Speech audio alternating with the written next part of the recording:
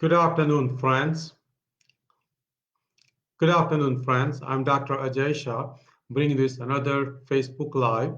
We are continuing our series on weight loss.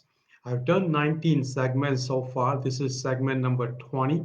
So please watch those 19 segments. Please start with segment one. Segment one has been watched now, I think, 250 times. It's one of the better segments. It sets the stage how common the obesity is and why we need to prevent it. So please watch segment one on YouTube, Healthy Living with Dr. Ajay Shah. And then after that, watch all the 19 segments. This is segment number 20. Before we start, I want to ask you to try this membership into PBNSG. PBNSG. PBNSG is an organization run through Detroit by one of my good friend Paul Chatlin, and that organization actually teaches you how to make healthy food items, how to have more knowledge about healthy lifestyle, also have lots of recipes. It's very cost-effective membership, so please try it out, pbnsg.org. I don't get any commission, I don't get any cut. I like their organization. They've done a lot of community work. They have done very successful programs over the last 8-9 years, and their experience on helping you how you can be healthy, how you can lose weight. So look it up yourself, try it yourself, and see what you think. I also want to start with telling you about a patient I saw today. Patient I saw today was obese, which we've been talking about obesity, had a stress test today. Stress test showed actually some serious blockage. She ended up going for cardiac catheterization, where she was found to have a 99% blockage, and she ended up getting a stent. So again, obesity can lead to many complications, many complications. So, obesity can lead to heart disease, Alzheimer's disease, diabetes, cancer, stroke. I've done complications of obesity in segment 2 and 3, so please watch those segment 2 and 3. I also want to talk about microbiome. There was a question about microbiome. Microbiome is actually the type of different organisms which live or which reside in our body. The large part of the microbiome are the bacteria in colon. And now we are learning more and more over the last 5 to 10 years that the bacteria in the colon plays a very large role in our health. Bacteria in colon actually thrive on the soluble fiber we eat from plant-based food. And bacteria in the colon converts the soluble fiber into many beneficial substances, including small chain fatty acid. People who have a healthy type of bacteria in the colon, not only they actually are lean, they also have a much less chance of many chronic disease, including diabetes, including heart disease, including Alzheimer's disease, including depression. So improving your microbiome is very important. I've done a separate video on YouTube on how you can improve microbiome and importance of fiber. So please watch that video. But again, let me tell you, improvement of microbiome is very important. And the way you can improve microbiome is by having plant-based food, providing those bacteria lots of soluble fiber. You can also have probiotic in your diet with fermented food, either fermented kimchi or sauerkraut, or fermented plant-based yogurt, or any other fermented dish, including many of the Indian dish, which are fermented food. So try fermented food. I would say try fermented food at least 4 or 5 times a week, hopefully plant-based fermented food. Uh, uh, I also want to talk about exercise and weight loss. There was a question, how much exercise I need to do to lose the weight. Exercise actually is not required to lose weight. A lot of the weight loss happens from what we eat, but at the same time, exercise definitely complements and actually speeds up the amount of weight you will lose over the time. So exercise is definitely a complementary thing to the food we eat. At the same time, exercise has many other benefits, including sleep, including lowering your stress, including preventing and treating depression, including stabilizing many of the heart disease, including helping with Alzheimer's disease, many benefits. So exercise definitely is the right thing to do. But I don't want you to think that if you exercise 1 hour, that means you have ticket to eat unhealthy food. You will never overcome unhealthy food, no matter how many hours of exercise you do. So definitely have the healthy food, have the whole food, whole plant-based food, whole food plant-based food with no oil, and then you can add exercise on top of it. In terms of exercise, let me go into details of it. Moving every hour is very important. People who sit 8 hours at the desk, and even if they work out 1 hour in the evening, even if they exercise 1 hour in the evening, they still have high chance of developing many chronic disease. People who sit 8 hours, they have high chance of developing visceral fat, developing prediabetes, developing diabetes, even developing many of the heart disease. Sitting for 8 hours actually also changes the way your blood vessels dilate, blood vessels constrict, and that actually increases the risk of heart disease when you sit for 8 hours. So definitely moving every hour is very important. I think most employers now have realized the benefits of healthy employee. So most employers now allow all their employees to walk 3 to 5 minutes or do some kind of activity, even just doing some simple 10 or 15 or 20 squats right in the place where you're sitting, just getting up from your chair and doing some squats every hour, 3 to 5 minutes is very beneficial. If you can just walk to a water fountain and walk back, that's also a healthy habit. That way you will have adequate amount of water, and then you will go to the bathroom and you will have more steps per hour. Sitting is new smoking. Actually, sitting has been proven now to be as harmful as smoking. So please move every hour. Even if you exercise in the evening, still move every hour. Obviously, if you're home, if you're working from home, moving every hour is must in my opinion. I move every hour at my work and at home. I get about 15,000 steps per day, which is almost about 2.5 hours of walking every day. 2 years ago, my average steps were 23,000. So I walk 4 hours every day. So you need to have at least 10,000 steps, preferably 15,000 steps every day. I also want you to add some strength training and some weight-based training, because when you do strength training, you increase your muscle mass, and muscle mass, when it's increased, it burns the calories 24/7. So increasing muscle mass is very important. Also, doing strength training prevents many diseases, including osteoporosis, including many of the heart disease, including Alzheimer's disease. People who have a bigger muscle, they have a less chance of developing Alzheimer's disease. Actually, Dr. Sarzai clearly has said in one of his teaching videos that bigger the thigh, bigger the brain. Again, bigger the thigh, bigger the brain. So doing compound exercise, including chest, shoulder, back, and legs is very important. Just lifting biceps is not adequate. You need to train your larger muscle group, which again are chest, shoulder, back, and legs. You need to do compound exercise at least 3 to 5 times a week, 30 to 60 minutes at a time. So doing compound exercise is very important. You also need to do some stretches and some yoga if possible. That will maintain your flexibility and prevent many injuries, which at times come as we get older with the vigorous exercise. So definitely maintain flexibility by doing regular stretches, by doing regular yoga. I do stretches at least 10 to 15 minutes, 5 to 6 days a week, and I try to stay as flexible as possible. So make sure that you do some stretches also. When it comes down to exercise, there is another way you can exercise where you can actually cut down the minutes you need or time you need to exercise, and that's high intensity interval training. High intensity interval training called HIIT training.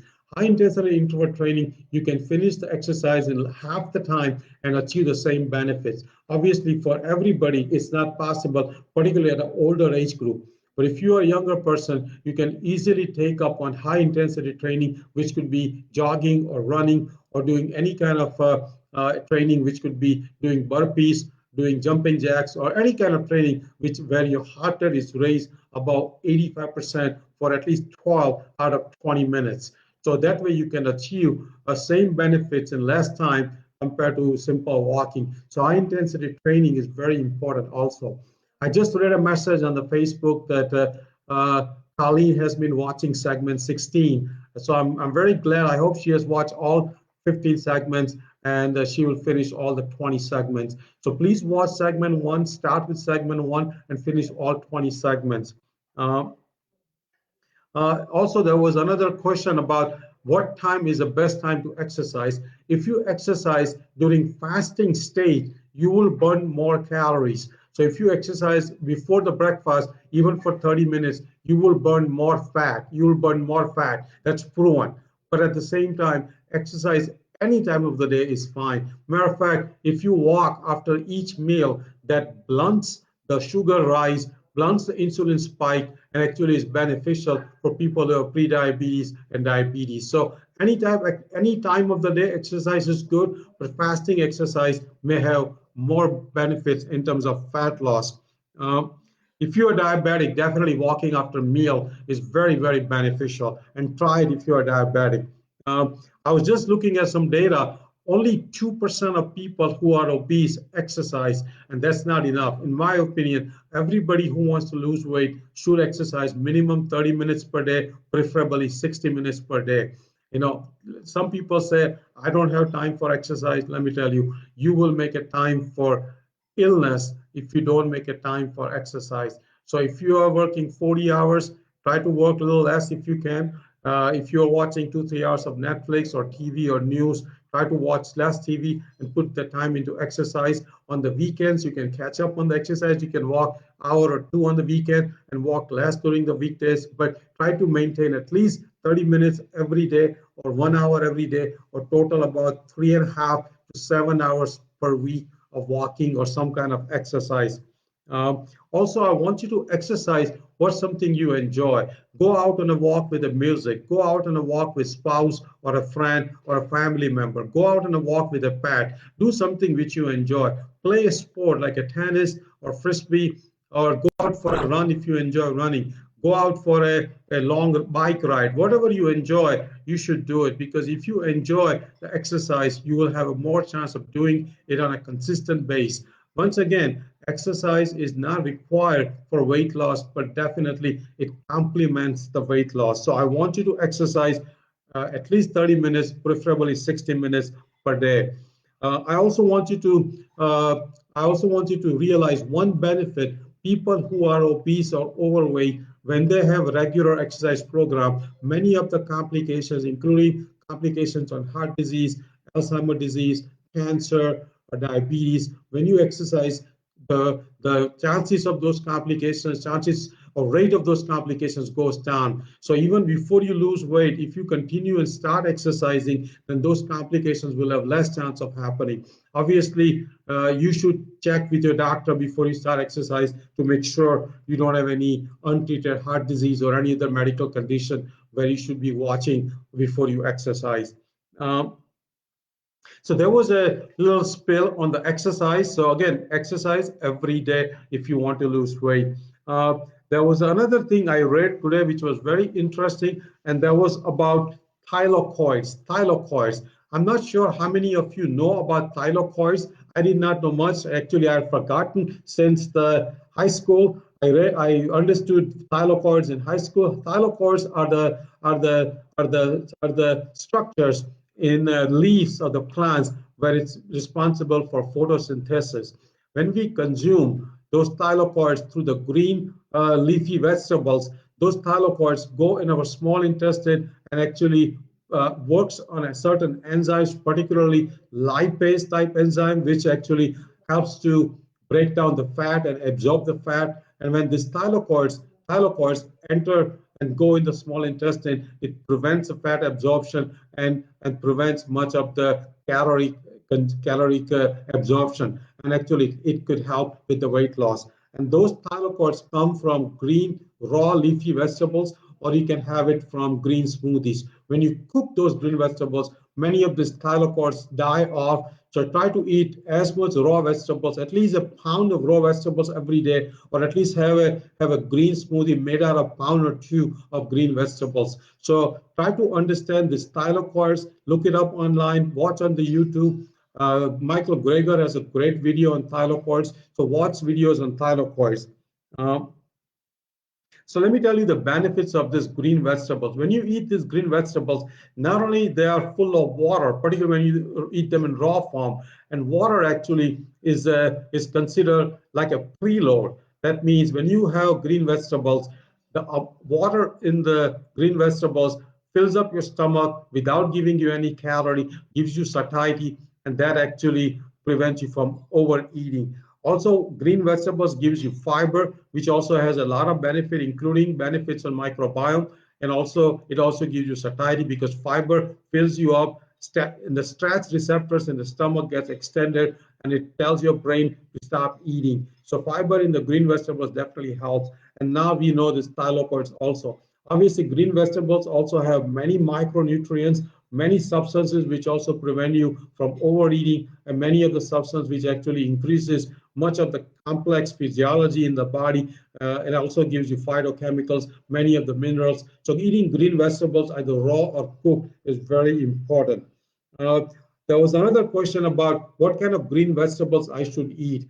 Green vegetables, all of them are healthy, but you should not be overloading on one type of green vegetable, particularly not overloading on spinach. Spinach and some of the other green vegetables have high oxalate content, and those can predispose you to having oxalate kidney stones. So try not to have only spinach in your salad or in your smoothies. Mix it up with all different kind of green vegetables. Only have very small amount of spinach or a few times a week of spinach. Have all different kind of green vegetables as much as possible.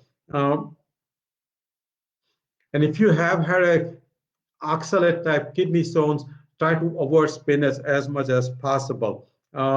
There was another question also that do I have any recommendation in terms of any resources or any books a person can buy if they want to lose weight? The one book which I highly recommend is called Eat to Live. Eat to Live by Dr. Joe Furman. I have recommended that book to at least 500, maybe even 1,000 patients in my practice. They all have benefited. It's only $10 on Amazon. I highly recommend to get that book today if you want to lose weight. Page 216 in that book is the best page on this earth. Page 216 in that book explains everything you need to do to lose 1 to 3 pounds per week. Page 216 is available on Google. If you just Google page 216, Eat to Live, you can find that page, print that page out, or save that copy on your phone and start following that page. You will need to go grocery shopping if you start following page 216. Page 216, in my opinion, is the best page in any book I've read. I've discussed page 216, I think in segment 16 or segment 15. So if you want to watch all segments, you will have summary and guidance how you can follow page 216. Uh, I also want to recommend one more book, and that book is How Not to Diet by Michael Greger. How Not to Diet. How Not to Diet book is very dense, almost I think 500 or 600 pages. It has a 5,000 references. It's very science-based book. At times a little bit complex. I read that book 2 3 times. I listened to it once or twice, and it's a good book as a reference, but it's not a good practical book. So if you are really into science and if you're really into learning all the details, mechanistic side, all the mechanism, all the studies, all the trials, I think it's worth getting the book. I read it, I recommend it, but first I want you to get It to Live book before you get How Not to Diet. Uh, there was the next question about for women particularly, but for all the people, how can they get enough calcium? I think in America, we've been over brainwashed that you need dairy to get calcium. That's not true. Matter of fact, people in the world where dairy consumption is high, fracture rate is the highest. Sweden, where there is tons of dairy, they have the highest fracture rate. So dairy is not necessarily the right thing to do if you want to get calcium.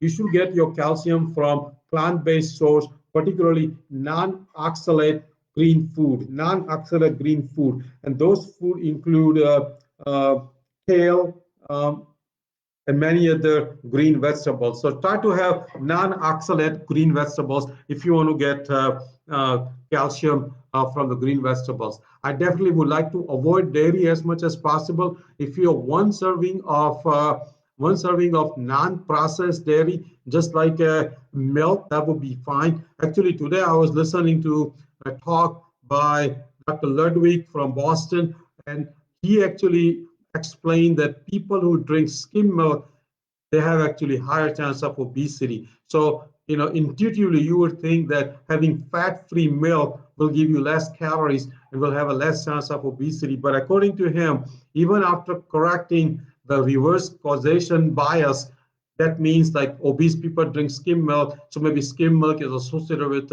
obesity. Even reverse causation thinking it still actually was proven the skim milk may have a more issue in terms of possibly causing obesity. So if you want to have one serving of dairy, try to have best way to have dairy one serving would be fermented, non-food, non-fruit, non-sugary, non-sweetened yogurt. In my opinion, zero dairy is the best part. If you want to have one serving of dairy per day, try to have fermented yogurt, which is not sweetened and not fruits in there and no sugar in there. So you can just get that yogurt as a one serving. In my opinion, that's better than full milk. Full milk is probably better than soda or Pepsi or Coke or Mountain Dew, and full milk is better than skim milk. But in my opinion, if you want to have one serving of dairy per day, try to have it as a yogurt which is non-sweetened, non-fruit, and non-sugary yogurt. Uh, there was another thing I learned today that people who drink regular hibiscus tea, they also have a less chance of gaining weight. I have hibiscus tea at home. I've given hibiscus tea as a blood pressure lowering effect also. So if you have a high blood pressure and if you're trying to lose weight, definitely try to have 1 to 2, even up to 3 hibiscus tea per day. Hibiscus tea does something similar what thylakoids do. They actually bind to lipase and that prevents the absorption of fat. So try hibiscus tea in place of a coffee to see how it helps you with the weight loss. Um, there was another thing uh, about brown fat. Brown fat is a type of fat in the body which actually is metabolically very active and burns a lot of calories. We have lots of brown fat when we are born. As a matter of fact, for first 3 to 6 months, even up to a year or two, we have a lot of brown fat. Brown fat, when we are babies, actually help to maintain our body temperature because we don't have that much muscle mass, and only muscle by shivering maintains the body temperature. And when we are babies, we don't have that much muscle mass, so we need other mechanism to maintain the body temperature, and that's where brown fat comes in. So babies have a lot of brown fat, but as we get older, particularly by age 5, age 7, and definitely by teenager and by adult, brown fat almost goes away. At the same time, we learn by following many of the nuclear scans in the body that every adult has a small amount of brown fat, and that brown fat typically resides between the shoulder blades and around the shoulder and around the upper and lower back and around the clavicular bone. So there is a small amount of brown fat in everybody's body. So that small amount of brown fat is very active because it has a lot of mitochondria. And as you all know, mitochondria are the powerhouse and burn a lot of calories. So goal here is to increase the brown fat in the body as much as possible. Increasing brown fat even by 15 gram, just by 15 gram can burn 200 to 300 calories per day. So increasing brown fat is very beneficial. The way you can increase brown fat in the body is by exposing yourself to cold temperature. You can take cold shower, you can take cold bath, you can wear cold jacket, you can maintain your house temperature to 64. You can walk out in the cold weather. Many other ways you can actually increase the brown fat. There are some other nutrition, other type of food you can eat, which can also increase brown fat, and I'll teach you as we go. But the best way to increase the brown fat is by exposing yourself to cold temperature.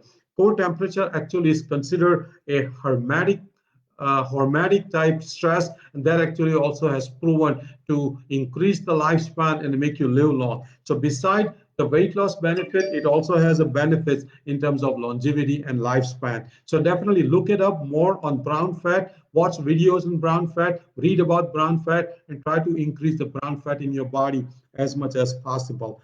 The reason I'm teaching you all this thing in this weight loss lecture, because every small items matter when you're trying to lose weight. Obviously, the major things are eating whole food, plant-based, no oil, exercising, sleeping, but even the small tricks, almost like biohacks, also help to lose weight.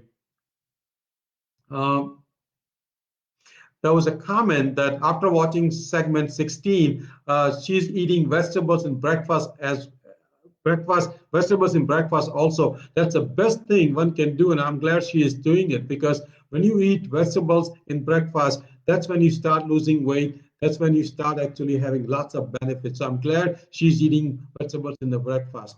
And she says she's feeling hungry during the breakfast. So I agree. Vegetables don't give you enough calories because they are very low calorie dense food. Vegetables only have 100 calories per pound. So your breakfast should include green vegetables and also some intact grains like oat groats, which will be calorie dense, almost 500 to 700 calories. And also you should include some kind of beans, legumes, or lentils. That will be also 500 to 700 calories per pound, and that will give you adequate calories for breakfast. So definitely not just have vegetables for breakfast, but also have some intact grains and also have some beans, legumes, and lentils in breakfast. In fact, Brenda Davis, who's an esteemed dietitian, she clearly says that you should have legumes, beans, and lentils for breakfast, lunch, and dinner.